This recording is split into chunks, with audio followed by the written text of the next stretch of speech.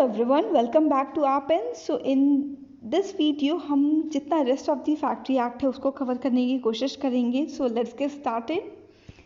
Chapter 5 welfare. इसमें जितने भी प्रोविज़न है वो आपके वेलफेयर के प्रोविज़न है और मोस्टली क्वेश्चन आता है कि ये प्रोविज़न आपका किस में आता है, वेलफेयर में आता है या फिर हेल्थ में आता है. मोस्टली ड्रिंकिंग वाटर का आता है, कैंटीन का आता है.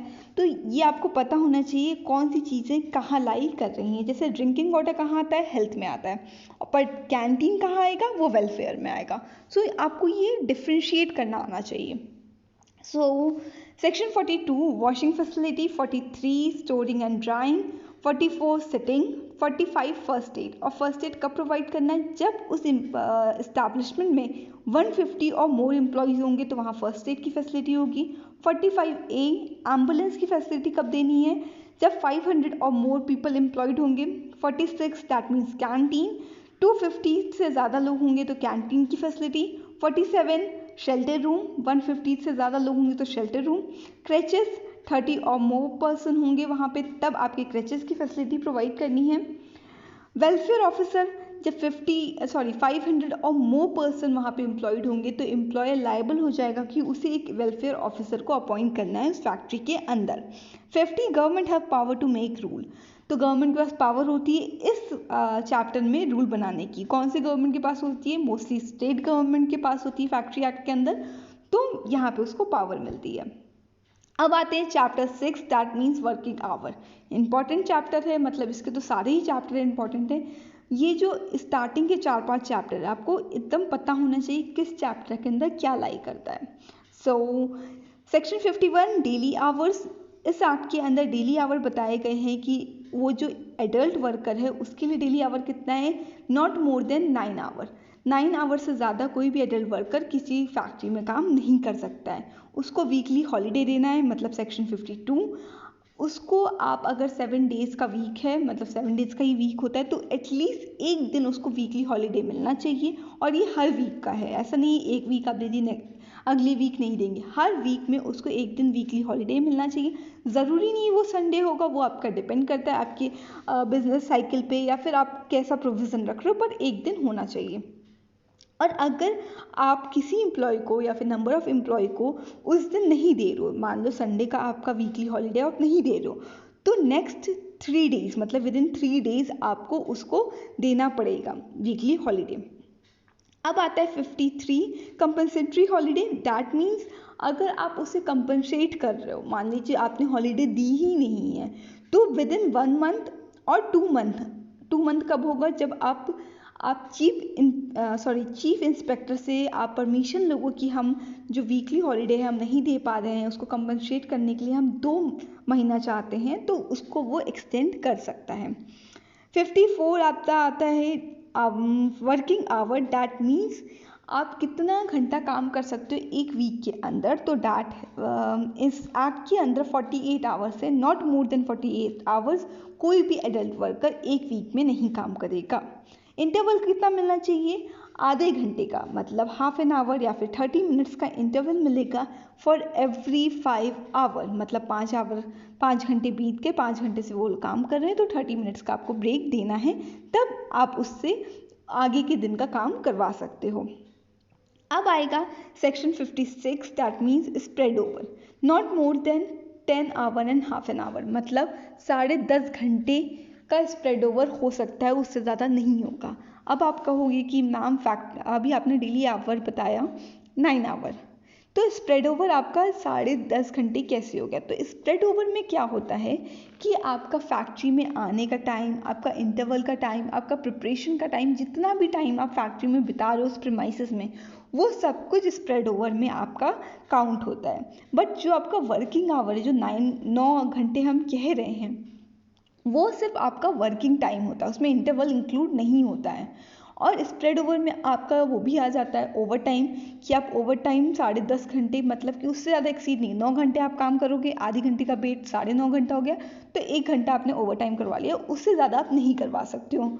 ये कब तक नहीं करवाओगे, जब तक आप अपने CI मतलब चीफ इंस्पेक्टर से परमिशन ना ले लो. ठीक है, बिना परमिशन के आप 10.5 घंटे ही एक एम्प्लॉय को अपने प्रीमाइसेस में अलाउ कर सकते हो. नाइट शिफ्ट आप नाइट शिफ्ट करवा सकते हो, बट वुमेन्स से नाइट शिफ्ट नहीं करवाई जाती है, चिल्ड्रन से नहीं करवाई जाती है, तो नाइट शिफ्ट के अपने प्रोविजन हैं।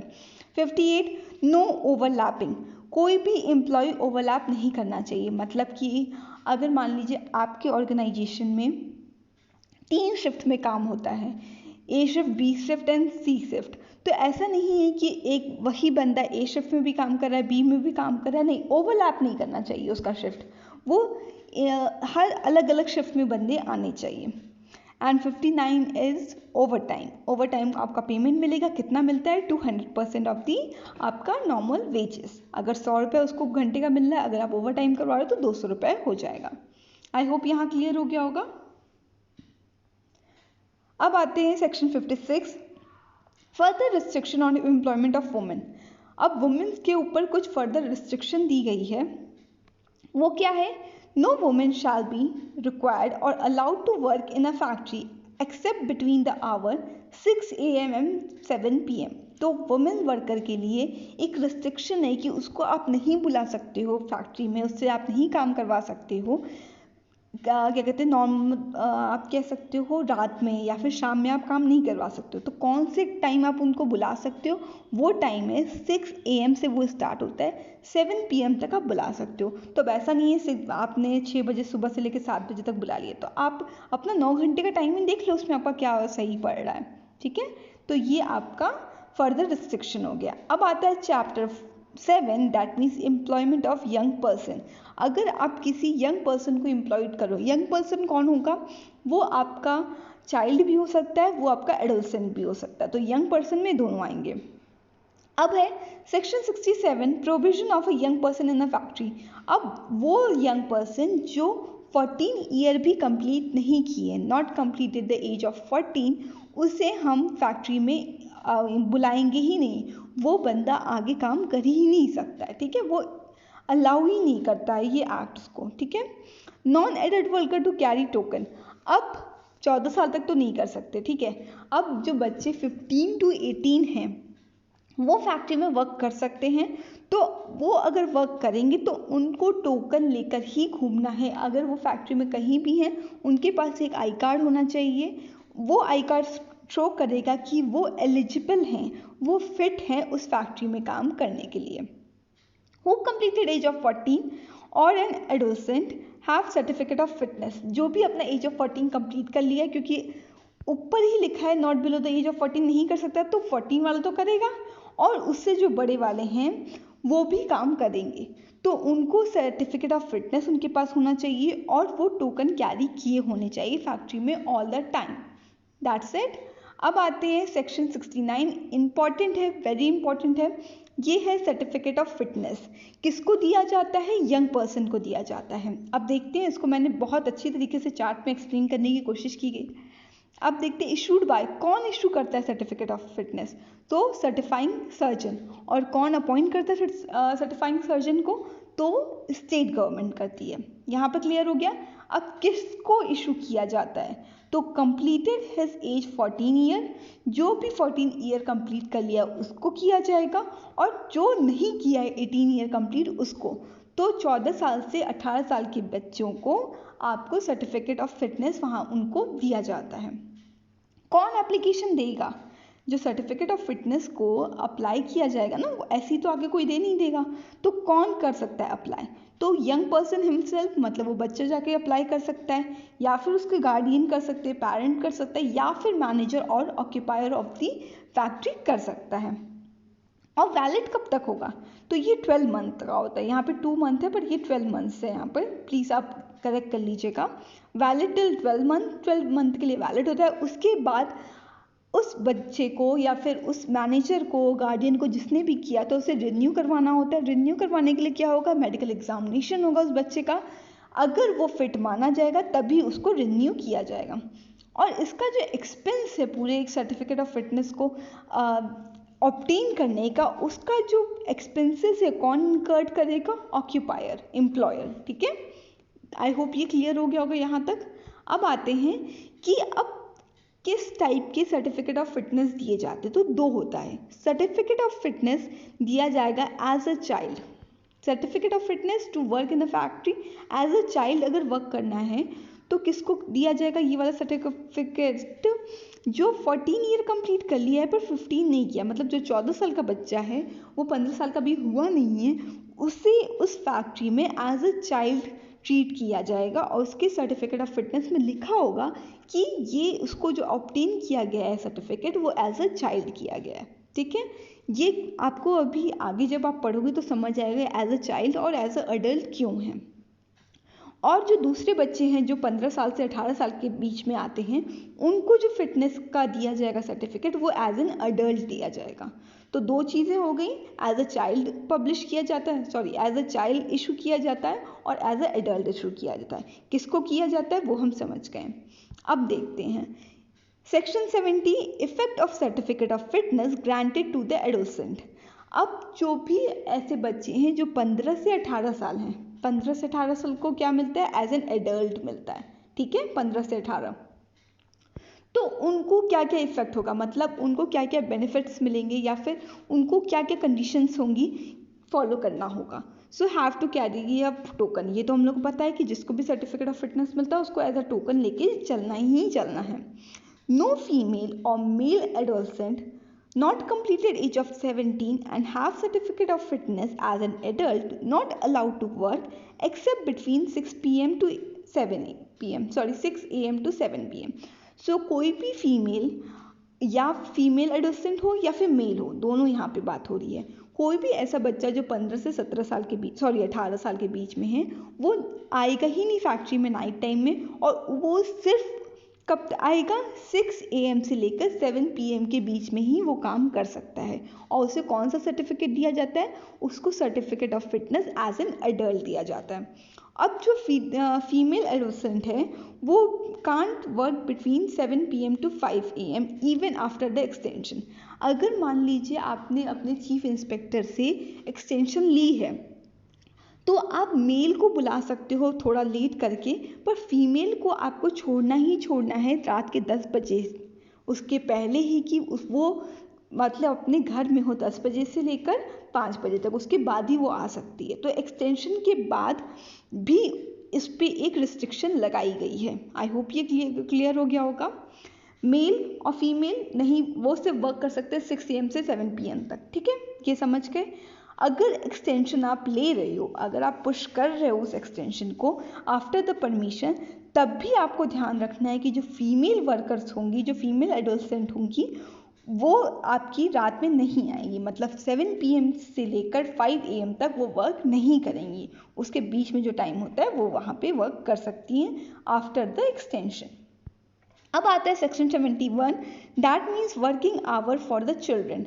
अब चिल्ड्रन के लिए वर्किंग आवर क्या है? तो चिल्ड्रन कौन है यहाँ पे? जो आपका 14 ईयर कंप्लीट कर लिया और 15 ईयर उसने कंप्लीट नहीं किया है। ठीक है, जो 14 से 15 के बीच के बच्चे होंगे वो, तो उनके लिए क्या है? वो not more then 4.5 in a day, मतलब 4.5 घंटे से ज़्यादा वो काम नहीं कर सकते एक दिन में। ठीक है, उनका जो वर्किंग लिमिट है वो 4.5 घंटे ही है। स्प्रेड ओवर क्या है? नॉट मोर देन 5 आवर पर, मतलब 5 आवर से ज़्यादा आप उसको ऑर्गेनाइजेशन के अंदर, फैक्ट्री के अंदर नहीं रख सकते हो।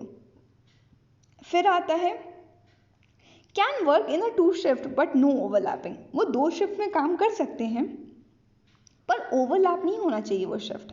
ठीक है, shift can be change without a permission. अगर आप शिफ्ट को चेंज करना चाहते हो, मान लीजिए वो जो बच्चा है वो सुबह की शिफ्ट में आ रहा है, आप चाहते हो आफ्टरनून की शिफ्ट में आए, तो बिना परमिशन के आप चेंज नहीं कर सकते हो। और can do only once in a 30 days. 30 days में, एक महीने में एक ही बार आप शिफ्ट चेंज कर सकते हो।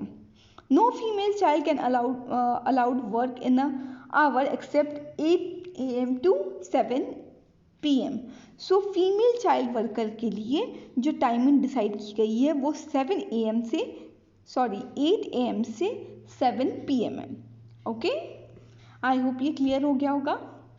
Section 72 notice of a period of work for the children. यहाँ पे आपको जो नोटिस, जितने भी घंटे वो बच्चे काम कर रहे हैं, कौन कौन काम कर रहा है, उनकी टाइमिंग क्या है, शिफ्ट क्या है, इसका नोटिस आपको अपने प्रेमाइजेस में स्टिक करना होगा, रजिस्टर होना चाहिए चाइल्ड वर्कर का। अंडर सेक्शन 73 74 कह रहा है hour of work to the corresponding with the notice under section 72 and 73। तो आवर ऑफ वर्क जो है आपका, उसका जो पूरा लिखा जोखा है वो नोटिस का वो जो भी क्राइटेरिया है वो इस सेक्शन में डिफाइन किया गया है। Section 75 power to required a medical examination.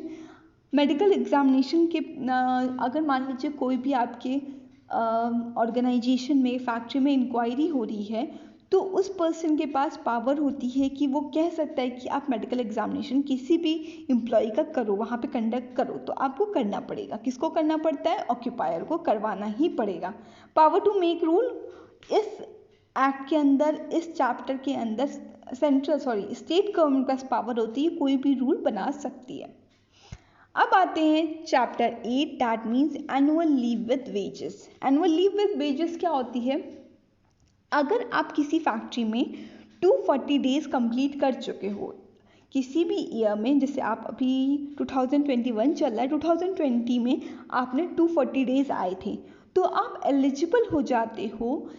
किस लिए एलिजिबल होते हो? कि अब आपको कुछ ऐसे लीव्स मिलेंगे कि उस लीव को अगर आप यूज़ करोगे तो आपके पैसे नहीं कटेंगे, आपका वो पेड लीव होगा। ठीक है, उसे हम कहते हैं एनुअल लीव विद वेजेस। तो देखते हैं एप्लीकेशन ऑफ द चैप्टर, ये कहाँ का अप्लाई होगा। The provision of this chapter shall not apply to the worker in any factory of a railway administrated by the government who governed by the leave rule approved by the central government। वो किसी भी ऐसे factory में जो railway administrate कर रहा है, और किसके अंदर एडमिनिस्ट्रेट कर रहा है? वहाँ पे जो लीव रूल है, लीव पॉलिसी है, वो सेंट्रल गवर्नमेंट के थ्रू अप्लाई की गई है, तो वहाँ पे ये वाला सेक्शन अप्लाई नहीं होगा। अब आते हैं section 79, annual leave with wages. So annual leave with wages किसको मिलेगा? Who has completed 240 days in a previous year, तभी वो एलिजिबल होगा कि उसको नेक्स्ट ईयर से एनुअल लीव विद वेजेस मिलेंगे। ठीक है, अब इस 240 डेज में आपका क्या क्या आता है? इसमें मर्टर्निटी लीव आता है, अगर आपको ले ऑफ किया गया है तो ले ऑफ आएगा, अगर आप कोई भी सिक लीव पे हो तो वो भी इसमें इंक्लूड होगा, अगर आप स्ट्राइक पे गए हो और वो स्ट्राइक आपकी लीगल स्ट्राइक है तो भी वो आएगा। तो ये सारी चीज़ें आपकी 240 डेज में इंक्लूड होती हैं। ठीक है, अब ऐसा नहीं है कि आपकी जो नेशनल हॉलीडेज़ हो गए, ये सब आपके इसमें इंक्लूड होते हैं। अब आएगा, अगर आपने 240 डेज कंप्लीट कर लिया है तो कितने एनुअल लीव विद वेजेस मिलेंगे? तो फॉर एवरी 20 डेज, अगर आपने 20 डेज कर लिया, 240 डेज तो कर लिया, उसके बाद आप इस साल में अगर 20 दिन आए, हर 20 दिन के लिए एक एनुअल लीव विद वेजेस आपको अवेल करवाई जाएगी। ठीक है, तो एक महीने में आप एक लीव अर्न करते हो और दूसरे महीने में आप 2 कर लोगे, क्योंकि वो एड ऑन होता जाएगा। और चाइल्ड के लिए फॉर एवरी 15 डेज उसको एक एनुअल लीव विद वेजेस दी जाती है, इंटाइटल होता है वो चाइल्ड। अगर आप मान लीजिए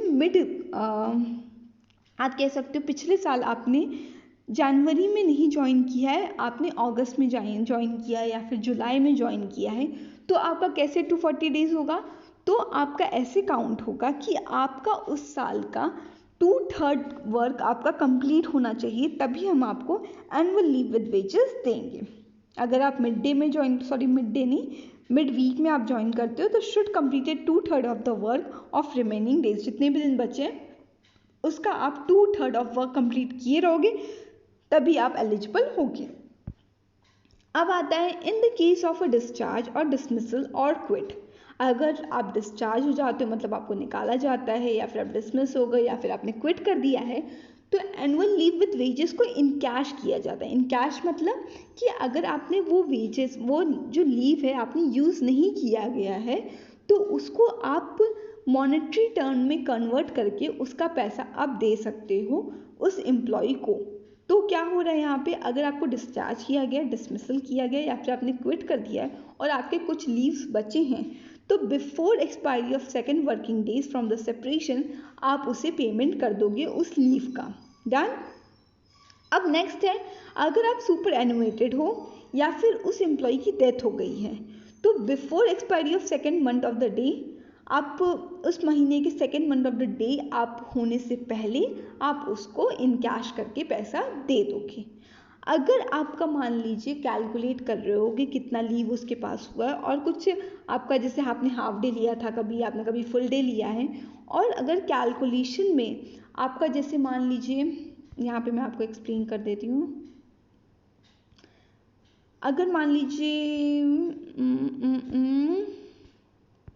ठीक है, अगर आता है आपका 16.7 लीव्स आए, ठीक है, तो अब आप कितना मानोगे? अब 16.7 क्या होता है ये आप पूछोगे मैम पॉइंट में आंसर कैसे आ रहा है। तो कभी आप हाफ डे ले रहे हो, कभी आप फुल डे लिया, तो ये सब आपका ऐड ऑन करने के बाद मान लीजिए ये आंसर आता है, तो इसको हम लोग 17 मान लेंगे। यही वो कह रहा है, ठीक है। आइए देख लेते हैं क्या कह रहे हैं। Half day leave in a fraction will be treated as 1 leave, ठीक है। अगर हाफ डे है तो सिर्फ 1 लीव कहेंगे, मतलब यहाँ 7 के अगर आप 5 भी होगा तब भी आप उसे ट्रीट करोगे, क्या ट्रीट करोगे? हाफ करोगे, ठीक है। और अगर मान लीजिए आपका 16.2 आया तो आप इसे सिर्फ 16 करोगे, ये 2 को आप कैंसिल कर दोगे, डन। तो ये आपका ये दो चीज़ थी कैलकुलेशन के रिगार्डिंग। अब नेक्स्ट पॉइंट पढ़ते हैं।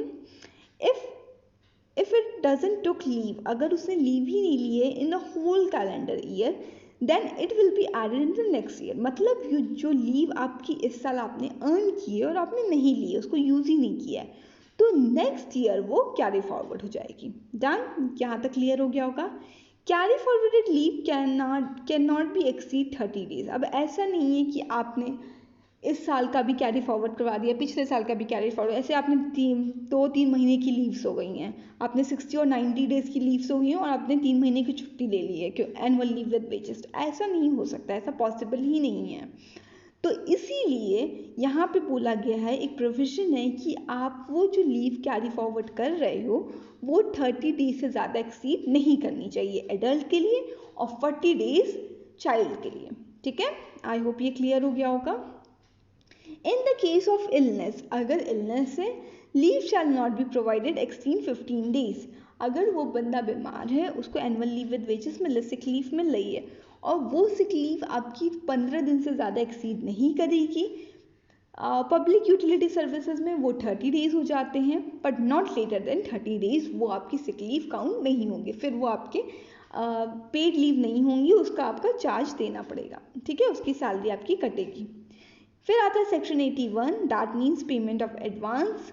पेमेंट ऑफ एडवांस आपके इसमें दो प्रोविजन है, चाइल्ड के लिए और एडल्ट के लिए। तो एडल्ट के लिए क्या है, not for than 4 days of for adult, 4 दिन का ही होता है, और चाइल्ड के लिए 5 डेज का होता है। फिर आता है 82, mode of recovery of unpaired wages. अगर मान लीजिए कोई भी वेजेस नहीं दिया गया या फिर एनुअल लीव विद वेजेस को इन कैश करके नहीं दिया गया है, तो ये गवर्न कौन करेगा? पेमेंट ऑफ वेजेस एक्ट में जो आपका रिकवरी वाला सेक्शन था वो इसे गवर्न करेगा और उसको रिकवर करवा के देना पड़ेगा उस एम्प्लॉय को जो इंटाइटल है इसके लिए। आई होप ये क्लियर हो गया होगा। मैंने इसको यहीं तक रखा है। अब इसमें कुछ और थोड़े बहुत इंपॉर्टेंट सेक्शन बचते हैं और सिर्फ पेनाल्टीज बचती हैं, वो मैं नेक्स्ट में कवर कर दूंगी। आई होप यहाँ तक आपको क्लियर हो गया होगा। मैंने बहुत सिंप्लीफाई कर दिया है पूरे एक्ट को, थोड़ा लेंथी एक्ट है इसलिए मैं 2 से 3 पार्ट बनाया है, तो आई होप ये आप क्लियर हो रहा होगा।